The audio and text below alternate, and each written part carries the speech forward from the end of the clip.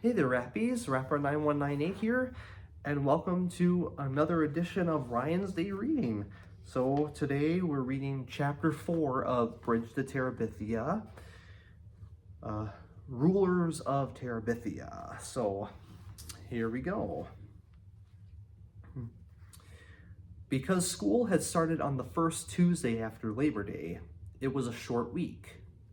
It was a good thing because each day was worse than the one before.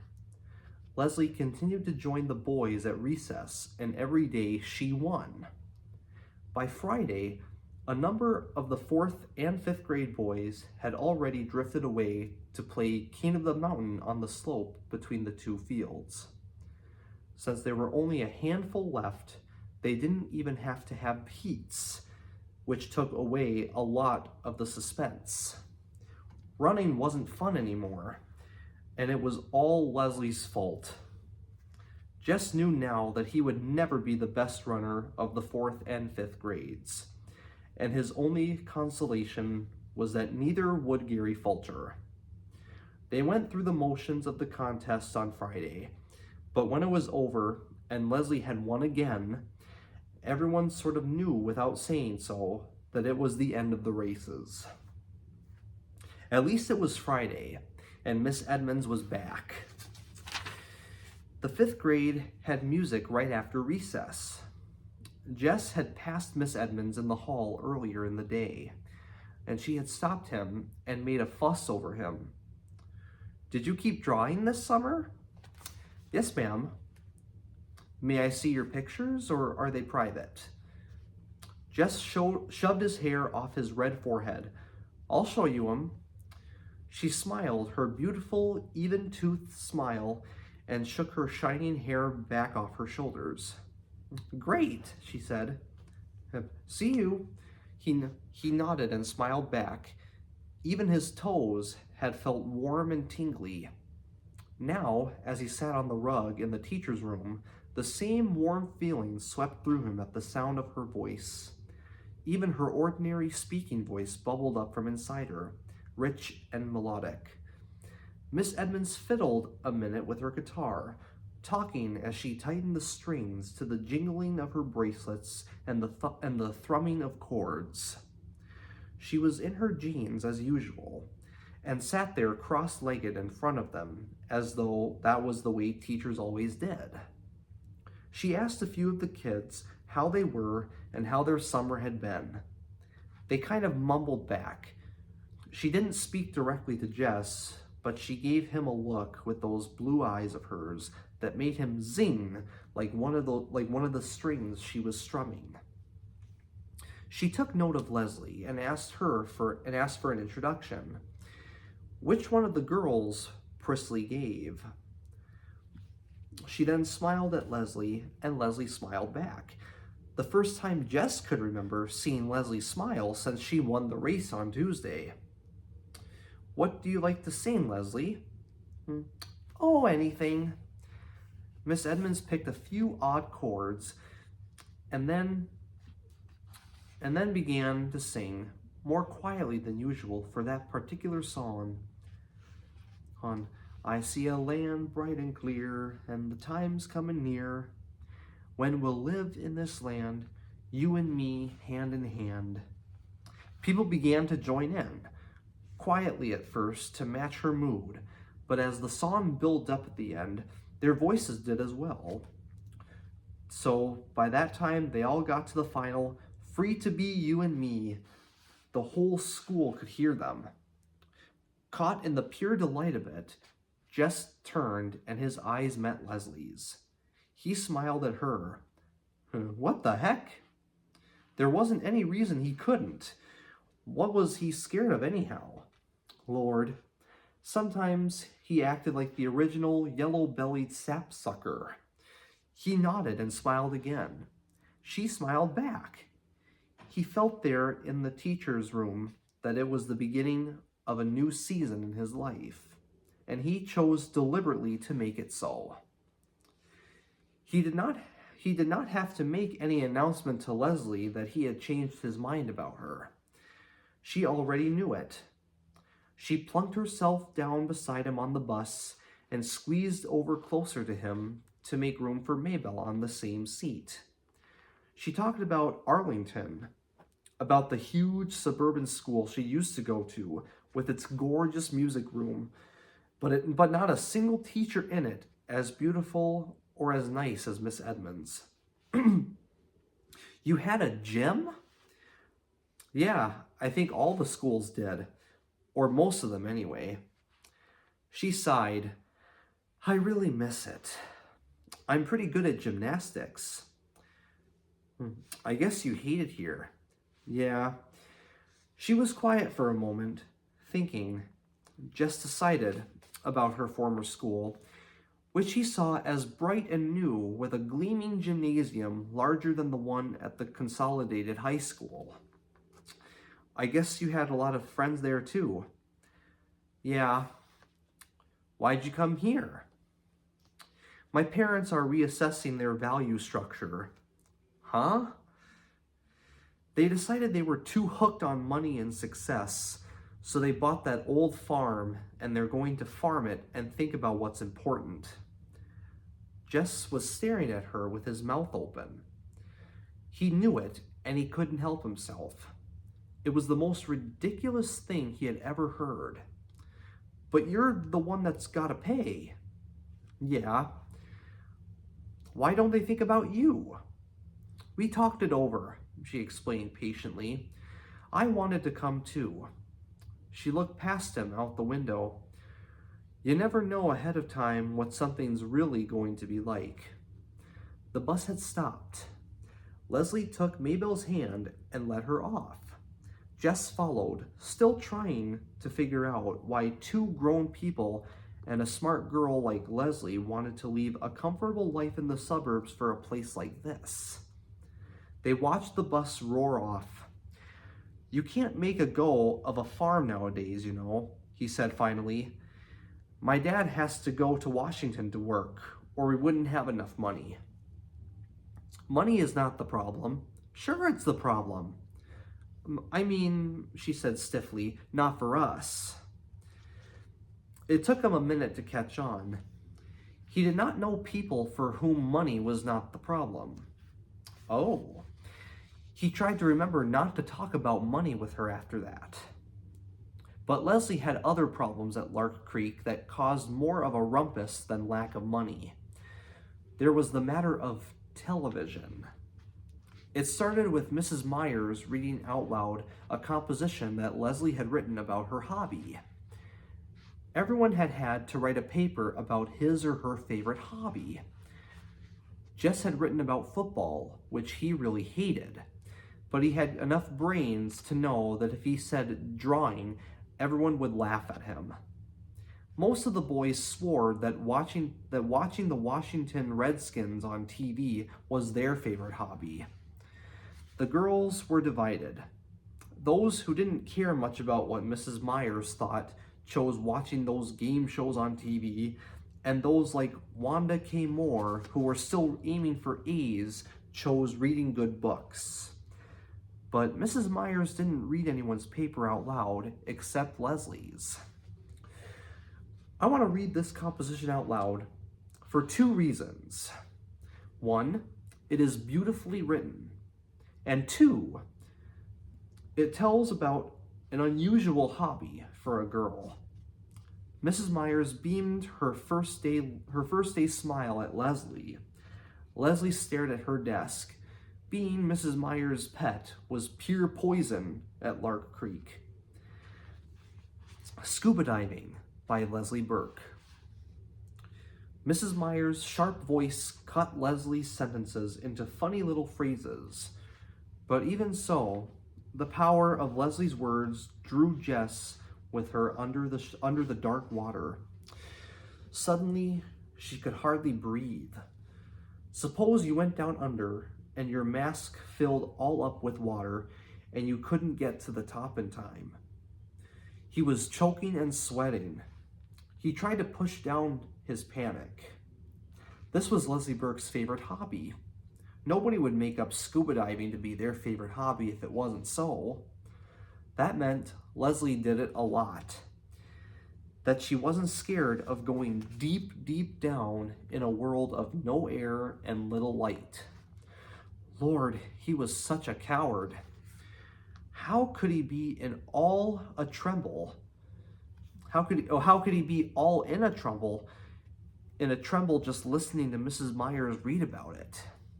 He was worse a baby than Joyce Ann. His dad expected him to be a man. And here he was letting some girl who wasn't even 10 yet scare the liver out of him by just telling what it was like to sightsee underwater. Dumb, dumb, dumb. I am sure Mrs. Myers was saying that all of you were as impressed as I was with Leslie's exciting essay. Impressed? Lord, he nearly drowned. In the classroom, there was a shuffling of feet and papers. Now, I want to give you a homework assignment. Muffled groans that I'm sure all of you will enjoy. Mumblings of unbelief. Tonight at Channel 7 at 8 p.m. There is going to be tonight on Channel 7 at 8 p.m. There is going to be a special about famous underwater explorer Jacques Cousteau. I want everyone to watch, then write one page telling what you learned. A whole page? Yes. Does spelling count? Doesn't spelling always count, Gary? Both sides of the paper? Now, one side will be enough, Wanda K. But I will give you extra credit to those who do extra work. Wanda K. smiled primly. You could already see 10 pages taking shape in her pointy head. Mrs. Myers said, "Yes, Leslie." Lord, Mrs. Myers was liable to crack her face if she kept up smiling like that. What if you can't watch this program? You inform your parents that it is a homework assignment. I'm sure they will not object. What if... Leslie's voice faltered. Then she shook her head and cleared her throat so the words came out stronger. What if you don't have a television set? Lord, Leslie, don't say that. You can always watch on mine. But it was too late to save her. The hissing sounds of disbelief were already building into a rumbling of contempt. Mrs. Myers blinked her eyes. Well, she blinked some more. You could tell she was trying to figure out how to save Leslie too. Well, in that case, one could write a one-page composition on something else. Couldn't one, Leslie? She tried to smile across the room, upheaval to Leslie. But it was no use. Class.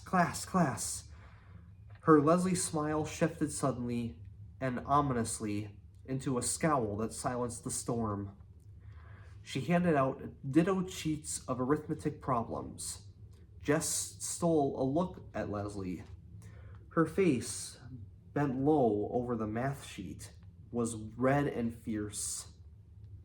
At recess time, when he was playing King of the Mountain, he could see that Leslie was surrounded by a group of girls led by Wanda K.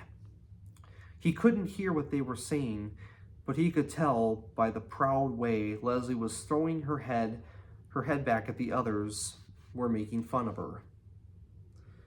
Greg Williams grabbed him then, and while they wrestled, Leslie disappeared. It was none of his business, really, but he threw Greg down the hill as hard as he could and yelled to no one in particular. Gotta go.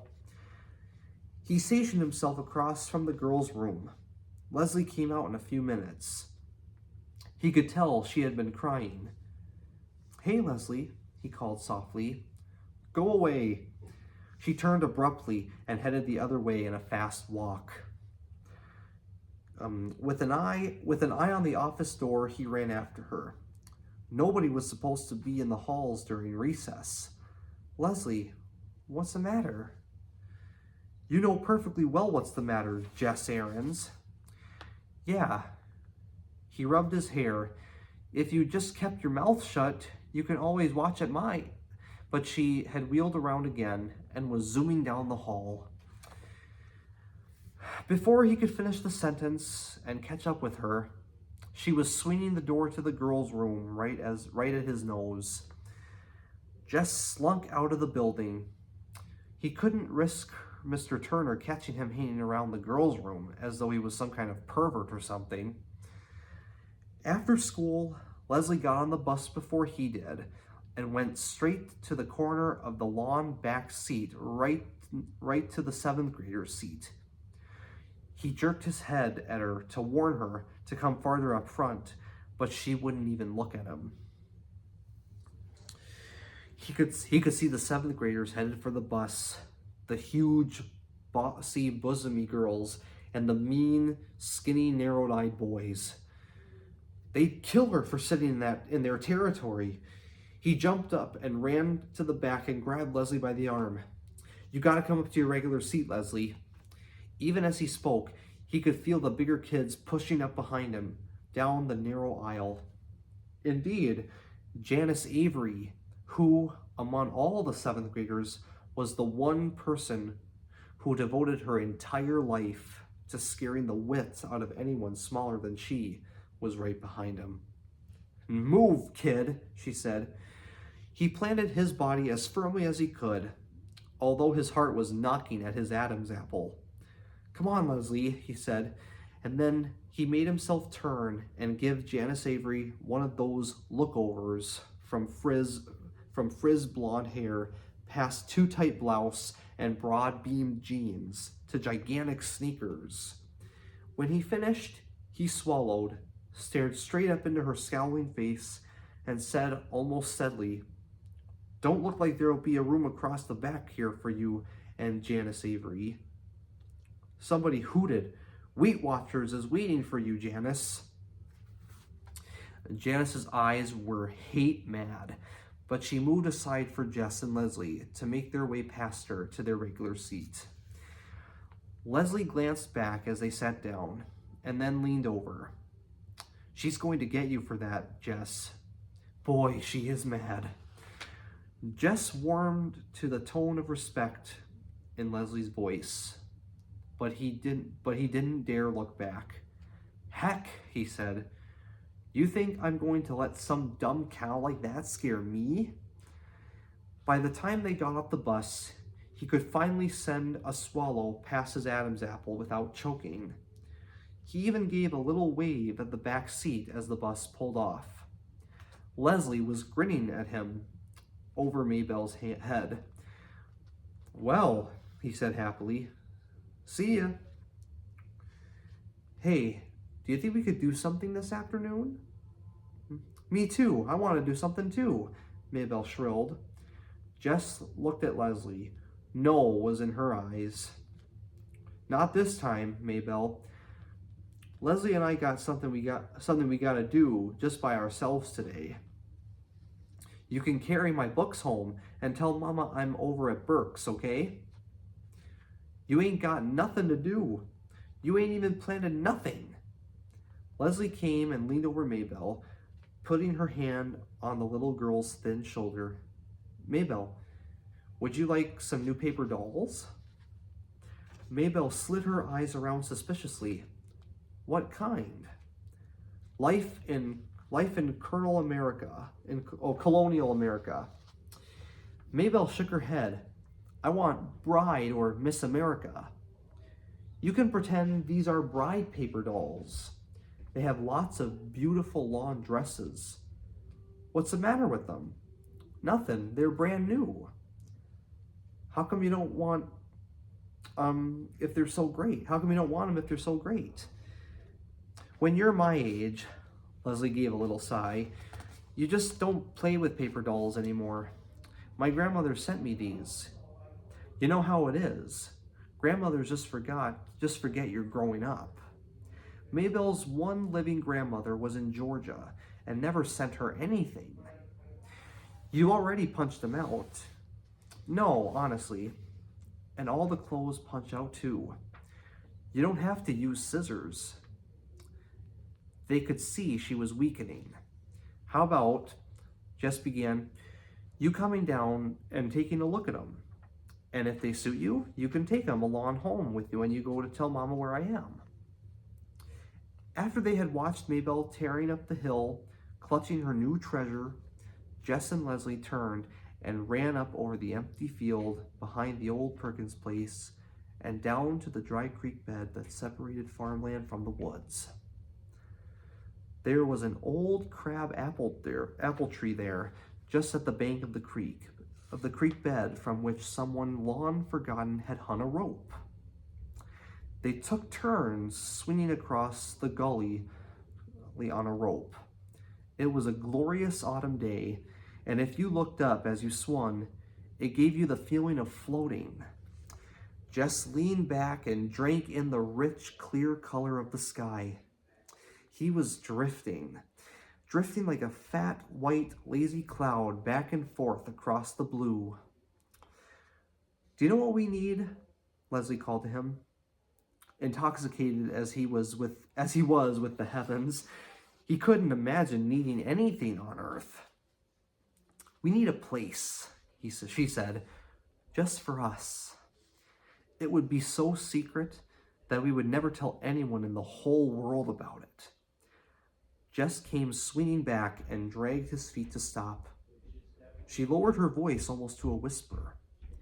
It might be a whole secret country, she continued, and you and I would be the rulers of it. Her words stirred inside of him. He'd like to be the ruler of something, even something that wasn't real. Okay, he said, where could we have it? Over there in the woods where nobody would come and mess it up. There were parts of the woods that Jess did not like, dark places where it was almost like being underwater, but he didn't say so. I know, she was getting excited. It could be a magic country like Narnia, and the only way you could get in is by swinging across on this enchanted rope. Her eyes were bright. She grabbed the rope. Come on, she said. Let's find a place to build our castle stronghold. They had gone only a few yards into the woods beyond the creek bed when Leslie stopped. How about right here? She asked. Sure, Jess agreed quickly, relieved that there was no need to plunge deeper into the woods. He would take her there, of course, for he wasn't such a coward that he would mind a little exploring now, and then farther in amongst the ever-darkening columns of the tall pines. But as a regular thing, as a permanent place, this was where he would choose to be. Here, where the dogwood and redbud played hide-and-seek between the oaks and evergreens, and the sun flung itself in golden streams through the trees to splash warmly at their feet. Sure, he repeated himself, nodding vigorously. The underbrush was dry and would be easy to clear away. The ground was almost level. This'll be a good place to build. Leslie named their secret land Terabithia, and she loaned Jess all of her books about Narnia, so he would know how things went in a magic kingdom, how the animals and the trees must be protected, and how a ruler must behave. That was the hard part. When Leslie spoke, the words rolling out so regally, you knew she was a proper queen. He could hardly manage English, much less the poetic language of a king. But he could make stuff. They dragged boards and other materials down from the scrap heap by Miss Bessie's pasture and built their castle stronghold in the place they had found in the woods. Leslie filled a 3-pound coffee can with crackers and dried fruit and a 1-pound can with strings and nails. They found 5 old Pepsi bottles which they washed and filled with water, in case, as Leslie said, of siege. Like God in the Bible, they looked at what they had made and found it very good. You should draw a picture of Terabithia for us to hang in the castle, Leslie said. I can't. How could he explain it in a way Leslie would understand? How he yearned to reach out and capture the quivering life about him and how when he tried, it slipped past his fingertips, leaving a dry fossil upon the page. "I just can't get the poetry of the trees," he said. She nodded. "Don't worry," she said. "You will someday." He believed her because there in the shadowy light of the stronghold, everything seemed possible. Between the two of them, they owned the world, and no enemy, Gary Fulcher, Wanda K. Moore, Janice Avery, Jess's own fears and insufficiencies, nor any of the foes whom Leslie imagined attacking Terabithia, could ever really defeat them. A few days after they finished the castle, Janice Avery fell down in the school bus and yelled that Jess had tripped her as she went past. She made such a fuss that Mrs. Prentice, the driver, ordered Jess off the bus, and he had to walk the 3 miles home. When Jess finally got to Terabithia, Leslie was huddled next to one of the cracks below the roof, trying to get enough light to read. There was a picture on the cover which showed a killer whale attacking a dolphin. "What you doing?" He came in and sat beside her on the ground. "Reading. I had to do something. That girl." Her anger came rocketing to the surface. "It don't matter. I don't mind walking all that much." What was a little hike compared to what Janice Avery might have chosen to do? "It's the principle of the thing, Jess. That's what you've got to understand. You have to stop people like that. Otherwise they turn into tyrants and dictators." He reached over and took the whale book from her hands, pretending to study the bloody picture on the jacket. Getting any good ideas?" "What?" "I thought you was getting some ideas on how to stop Janice Avery." "No, stupid. We're trying to save the whales. They might become extinct." He gave her back the book. "You save the whales and shoot the people, huh?" She grinned finally. "Something like that, I guess. Say, did you ever hear the story about Moby Dick?" "Who's that?" "Well, there was once this huge white whale named Moby Dick," and Leslie began to spin out a wonderful story about a whale and a crazy sea captain who was bent on killing it. His fingers itched to try to draw it on paper. Maybe if he had some proper paints, he could do it. There ought to be a way of making the whale shimmering white against the dark water. At first, they avoided each other during school hours, but by October, they grew careless about their friendship. Gary Fulcher, like Brenda, took great pleasure in teasing Jess about his girlfriend. It hardly bothered Jess. He knew that a girlfriend was somebody who chased you on the playground and tried to grab you and kiss you. He could no more imagine Leslie chasing a boy than he could imagine Mrs. Double Chin Myers shining up the flagpole. Gary Fulcher could go to you-know-where and warm his toes. There was really no free time at school except recess. And now that there was no races, Jess and Leslie usually looked for a quiet place on the field and sat and talked. Except for that magic half hour on Fridays, recess was all that Jess looked forward to at school. Leslie could always come up with something funny that made the long days bearable. Often the joke was on Mrs. Myers. Leslie was one of the people who sat quietly at her desk, never whispering or daydreaming or chewing gum, doing beautiful schoolwork, and yet her brain was so full of mischief that if the teacher could have once seen through that mask of perfection, she would have thrown her out in horror.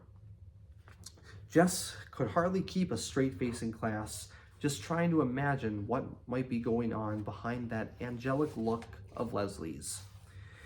One whole morning, as Leslie had related it at recess, She had spent imagining Mrs. Myers on one of those fat farms down in Arizona.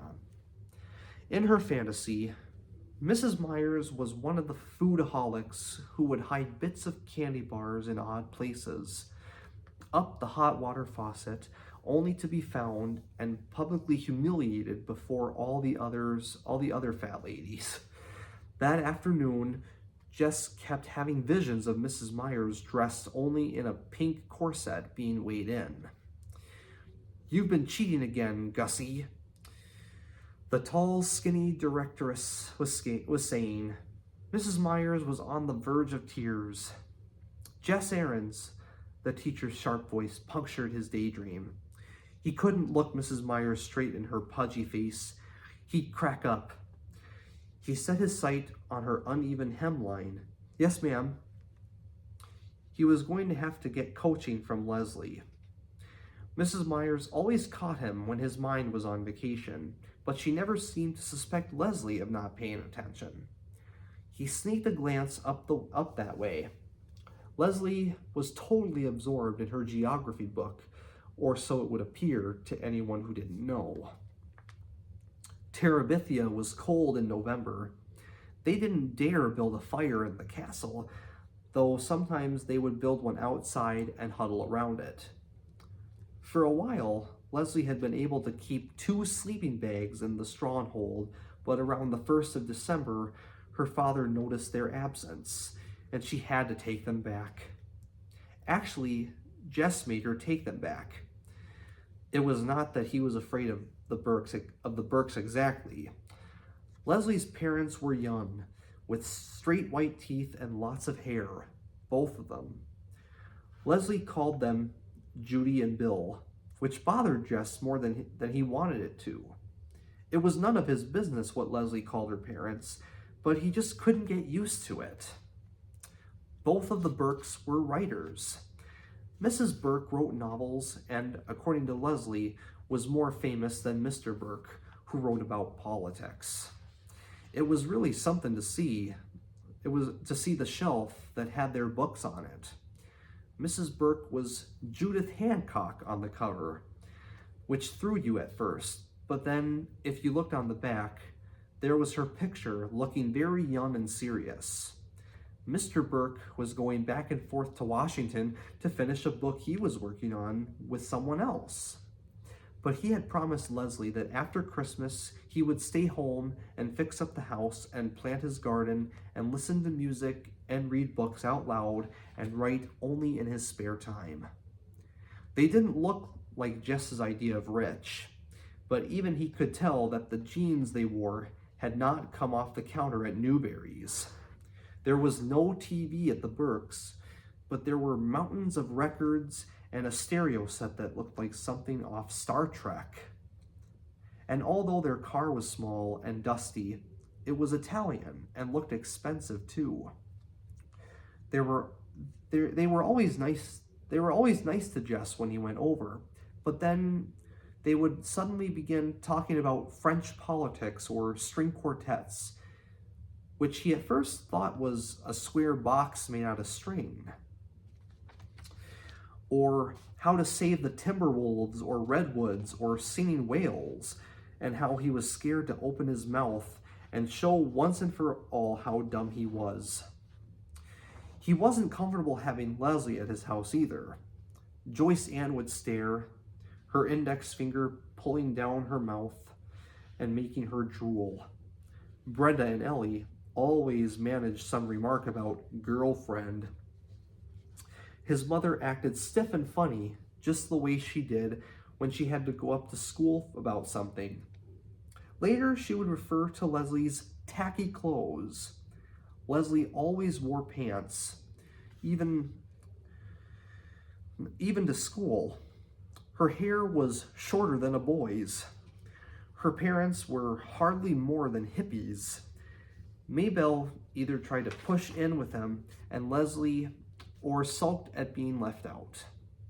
His father had seen Leslie only a few times and had nodded to show that he had noticed her.